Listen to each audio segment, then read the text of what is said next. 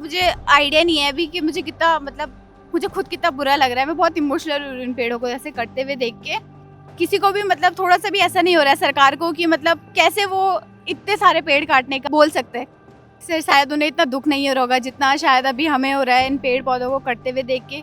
मैं भी मेरे लफ्ज़ बहुत डगमगा रहे हैं क्योंकि मैं बहुत ज़्यादा इमोशनल हो रही हूँ इन चीज़ों को देख के। इनको बचाने के लिए अगर मुझे कुछ भी करना पड़े मैं करने के लिए तैयार हूँ।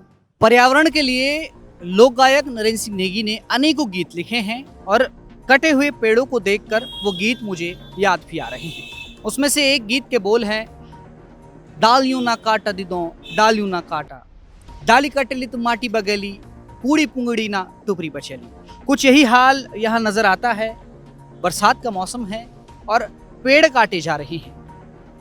क्यों काटे जा रहे हैं इसकी वजह आपको पता है कि ऋषिकेश और देहरादून के बीच लगभग 20 किलोमीटर का हाईवे चौड़ीकरण का काम किया जा रहा है और तकरीबन हजारों पेड़ की बलि दी जा रही है। उनको काट कर ही ये हाईवे बनाया जा रहा है, लेकिन लोगों का ये कहना है कि उसकी ज़रूरत नहीं है। ऐसे में यहाँ बड़ी तादाद में आंदोलन हो रहा है। एक मैम हमारे साथ हैं, क्या नाम है मैम आपका? आंचल रावत। आंचल जी, आप यहाँ आए हैं, पेड़ कटे हुए हैं, क्या कहना है आप? देख के बहुत ज़्यादा दुख हो रहा है इनको पेड़ों को, क्योंकि हम बचपन से इन पेड़ों को देखते आ रहे हैं और ना जाने ये पेड़ कितने सालों से यहाँ पे हैं। कितने ने पीढ़ियाँ देखी होगी, कितना इनका पर्यावरण कितना मतलब बहुत बड़े बड़े पेड़ काटे हैं इन्होंने। ना जाने कितने जीव जंतुओं के यहाँ घर होगा। उन्होंने सरकार ने एक बार भी इन बेचारों को नहीं सोचा है कि जो सरकार ये पेड़ काट रही है। पहली बात तो पेड़ों में आप देखो मतलब 150 पेड़ ये काट चुके हैं। मतलब आप 150 पेड़ों की यहाँ पे अभी लाशें गिरी है, ठीक है। और दूसरी बात है जो यहाँ जीव हैं, जंतु हैं, उन सबका घर उजड़ रहा है और करीबन 3000 पेड़ से ज़्यादा काटने की अभी सूचना मिल रही है। तो अगर आप सोचो 3000 पेड़ कटते हैं, हमारा जो इन फ्यूचर हम कैसे देखेंगे, हम अपना फ्यूचर हम कैसे देखेंगे? हम पैसे मिल जाएंगे, सबको मिल जाएगा, पर ऑक्सीजन पर्यावरण वो कहाँ से लेकर आएंगे? पर हम सरकार से मैं निवेदन करती हूँ, अगर आपको यात्रा के लिए सुविधाएं करनी है तो आप जहाँ ज़रूरत है वहाँ कीजिए, ना कि यहाँ कोई ज़रूरत ही नहीं है। आपने आज तक कभी देखा नहीं होगा कि इस रोड में कभी ट्रैफिक लगा होगा। ट्रैफिक लगा है तो ऋषिकेश साइड लगा है। ऋषिकेश में ज़्यादा ज़रूरत है, ना कि इन पेड़ पौधों काटने की।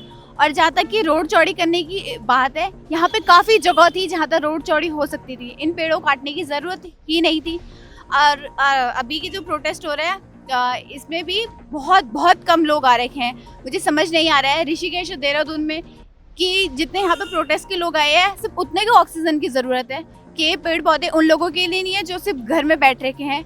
मुझे उनको इतना बुरा नहीं लग रहा है कि जितना हमारी पीढ़ी को अभी इतना बुरा लग रहा है कि हमें इतने इमोशनल हो रहे हैं कि इन पेड़ों को ऐसे मरते हुए देखते हुए। मतलब मुझे आइडिया नहीं है अभी कि मुझे कितना मतलब मुझे खुद कितना बुरा लग रहा है। मैं बहुत इमोशनल हूँ इन पेड़ों को ऐसे कटते हुए देख के जनरली, क्योंकि मैं बहुत ज़्यादा पर्यावरण से बहुत लगाव है मुझे, इन चीज़ों जानवरों से बहुत लगाव है मुझे। और मतलब किसी को भी मतलब थोड़ा सा भी ऐसा नहीं हो रहा है सरकार को कि मतलब कैसे वो इतने सारे पेड़ काटने का बोल सकते हैं। देखिए, पेड़ कटने का जो दुख है इनकी आंखों में वो झलक रहा है। कहाँ से आए हैं आप? मैं देहरादून से आई हूँ। देहरादून से।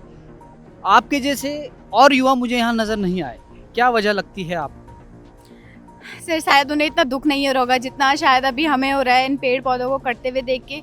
अभी मतलब पेड़ पौधे भी लगाए गए हैं, पर जो कट चुके हैं उनकी भरपाई शायद अभी कोई नहीं कर सकता है। ये सालों पुराने पेड़ थे जिनको अभी काटा गया है यहाँ पे, एक झटके में उन्होंने काट दिया। मतलब एक बार भी सोचा नहीं कि मतलब पेड़ चौड़ी करने की, मतलब इतनी चौड़ी करने की, रोड चौड़ी करने की जगह ही बहुत थी यहाँ पे। मैं भी मेरे लफ्ज़ बहुत डगमगा रहे हैं क्योंकि मैं बहुत ज़्यादा इमोशनल हो रही हूँ इन चीज़ों को देख के।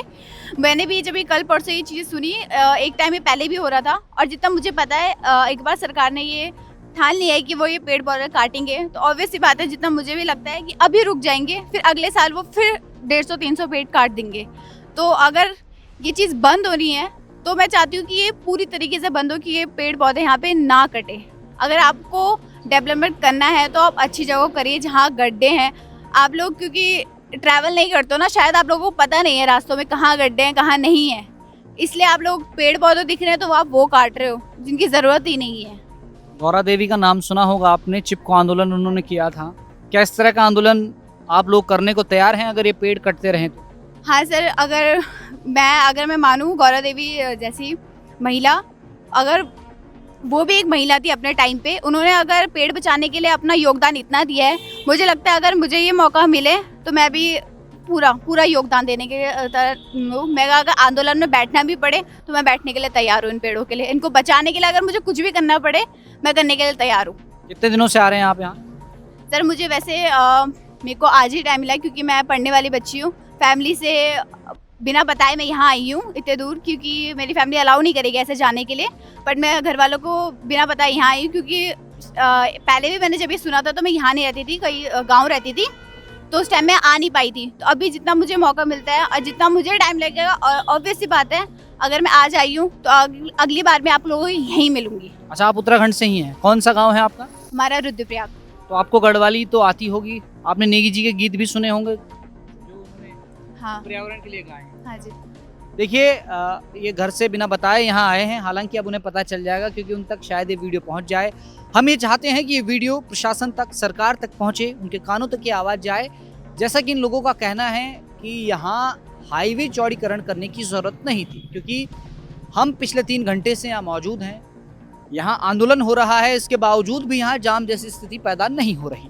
तो आम दिनों में तो फिर बहुत स्मूथ यहाँ का ट्रैफिक रहता होगा, क्यों ये हाईवे बनाया जा रहा है, ये बड़ा सवाल है।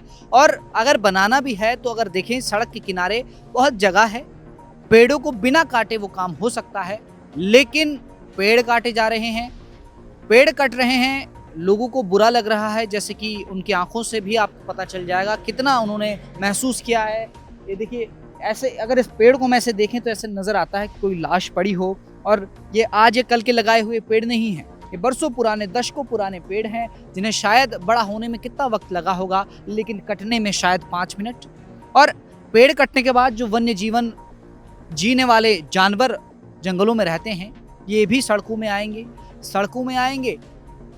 हाईवे बन जाएगा तो हाईवे पर गाड़ी 100 की रफ्तार से दौड़ेगी, और अगर कोई जानवर टकराता है तो खतरा जानवर को भी होगा और गाड़ी में सवार लोगों को भी होगा। अब सवाल ये है कि क्या सरकार इन लोगों की आवाज़ सुनेगी, इनकी मांग पूरी करेगी, या फिर इन पेड़ों की बलि इस तरह से दी जाएगी। देहरादून से कैमरा पर्सन अभिलाष के साथ विजय नेगी, हिलमेल।